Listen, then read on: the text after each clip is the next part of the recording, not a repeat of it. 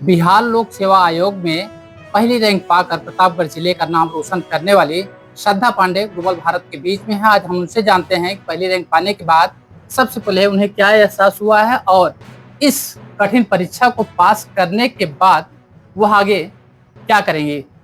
बहुत बहुत बधाई हो आपको। पहले थैंक यू तो सर। थैंक यू ये सो मच बताइए, आपका पहला रैंक आया है, क्या एहसास है? सर। क्योंकि रिजल्ट की पीडीएफ आने के 2 घंटे पहले ही प्रेस कॉन्फ्रेंस में बता दिया गया था कि रैंक फर्स्ट का नाम श्रद्धा पांडे है।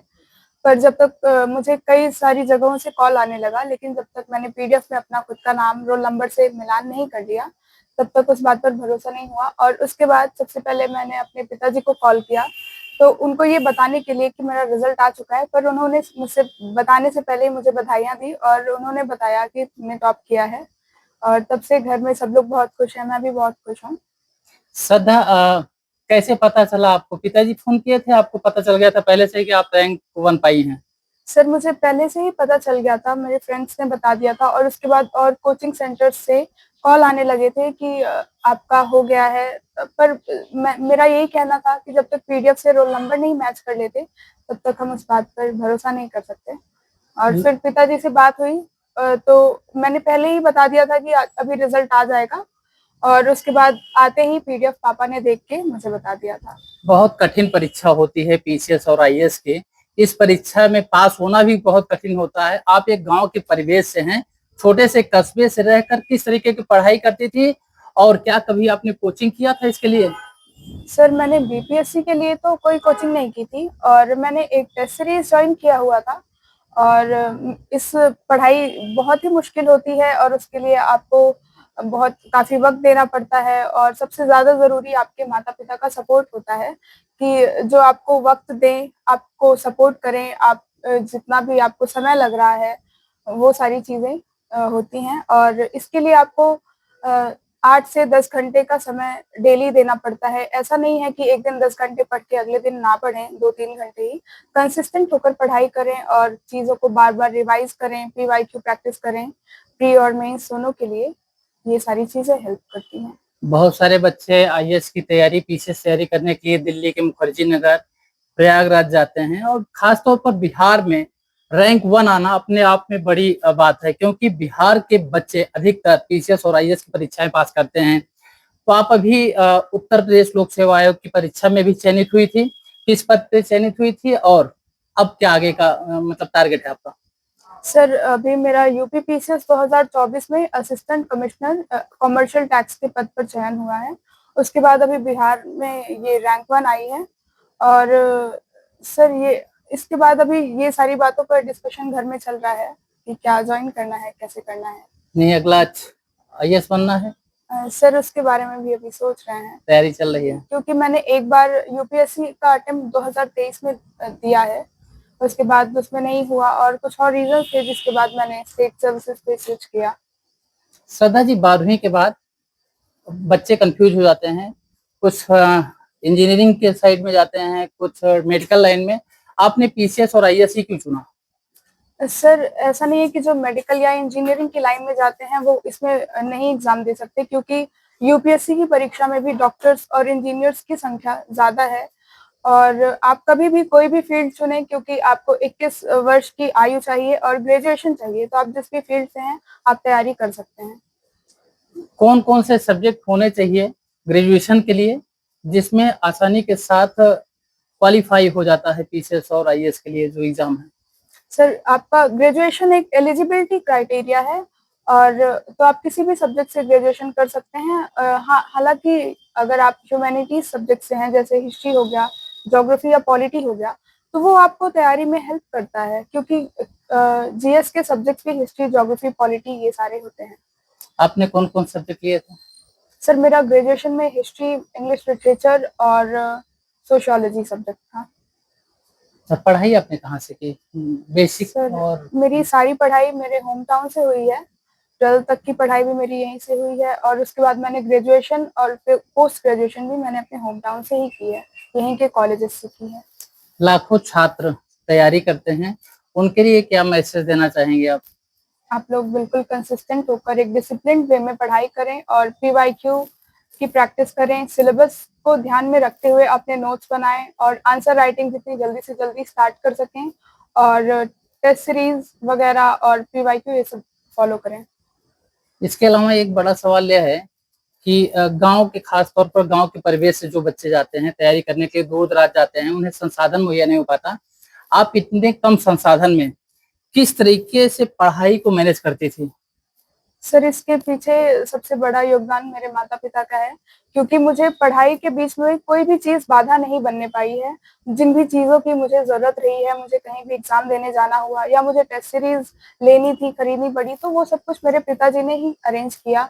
तो ये सब माता-पिता से मैं रिक्वेस्ट करना चाहती हूँ कि आप लोग भी अपने बच्चों का पूरा सपोर्ट करें और उनको अच्छे से पढ़ाएँ और जो भी चीज़ें हैं बच्चे भी समझदार हैं, वो भी रिसोर्सेज़ को वेस्ट नहीं होने देंगे, तो आप लोग उनका पूरा सपोर्ट करें।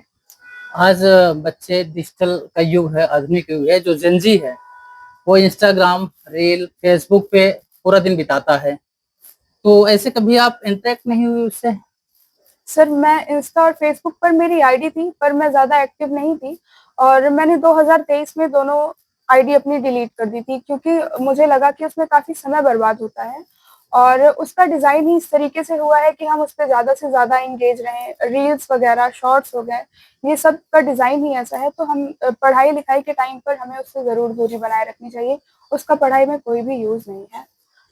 कहते हैं कि विज्ञान अभिशाप भी है, वरदान भी है। ठीक उसी तरीके से जो डिजिटल प्लेटफ़ॉर्म है, चाहे यूट्यूब हो, फेसबुक हो, इसे किस तरीके से देखते हैं? ऑनलाइन पढ़ने वाले जो बच्चे हैं, उनके लिए क्या मैसेज होगा? क्योंकि वो ऑनलाइन पढ़ते-पढ़ते रील देखना शुरू कर देते हैं, शॉर्ट्स देखना शुरू कर देते हैं, तो किस तरीके की पढ़ाई करें? उन्हें एक मैसेज दे दीजिए आप।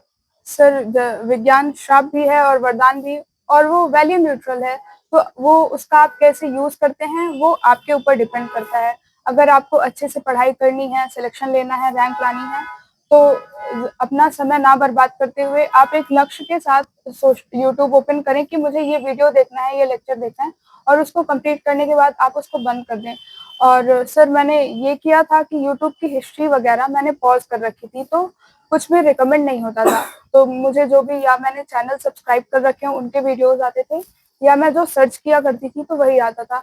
तो आपको खुद को खुद ही रोकना है, क्योंकि सारे प्लेटफ़ॉर्म्स का डिज़ाइन ही इस तरीके से है कि आप उस पे एंगेज रहें। श्रद्धा, जैसे कि आपने बताया आप घर से पढ़ाई की हैं, कोई कोचिंग नहीं किया, सेल्फ स्टडी के बलबूते आप न सिर्फ यूपीपीएससी बल्कि बीपीएससी में भी अपना परचम लहराया है और जिले का नाम रोशन किया है। तो ऐसे में जो छात्र बाहर कोचिंग करने जा रहे हैं और सिलेक्ट नहीं होते, उनके लिए क्या मैसेज होगा आपका?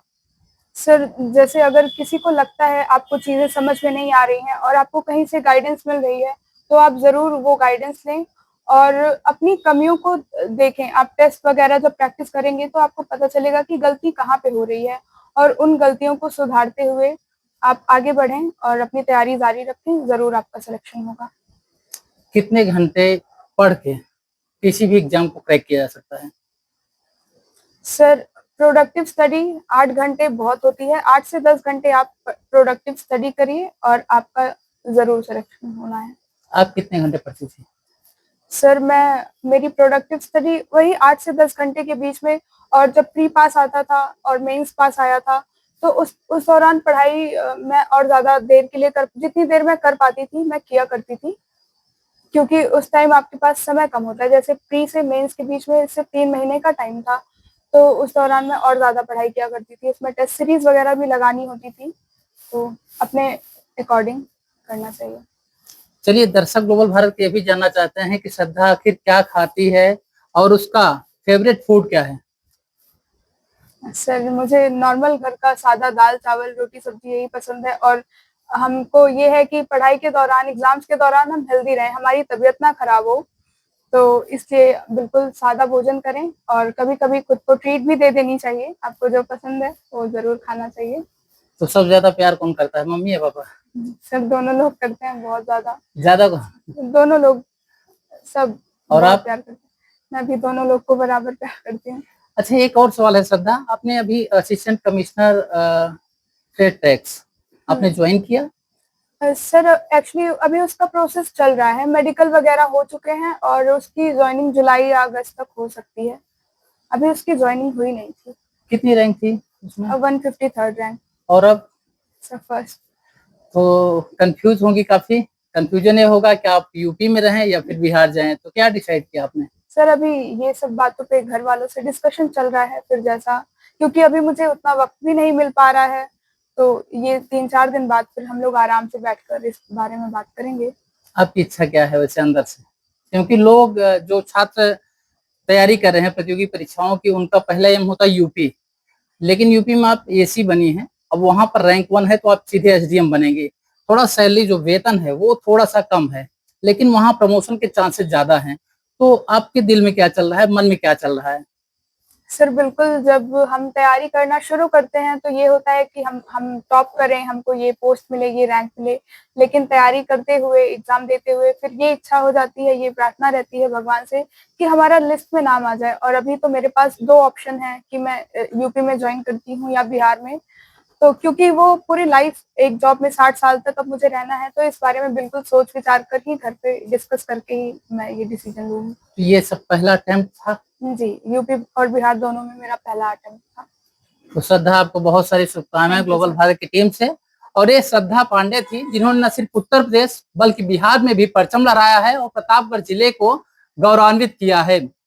बहुत बहुत धन्यवाद श्रद्धा, ग्लोबल भारत से बातचीत करने के लिए। लोक सेवा आयोग बिहार की टॉपर श्रद्धा पांडे की कौन सी बात आपको सबसे अच्छी लगी, कमेंट बॉक्स में जरूर बताएं। यदि आप चैनल पर नए हैं तो ग्लोबल भारत न्यूज़ को लाइक और सब्सक्राइब करना ना भूलें और यह इंटरव्यू अपने दोस्तों के साथ जरूर साझा करें।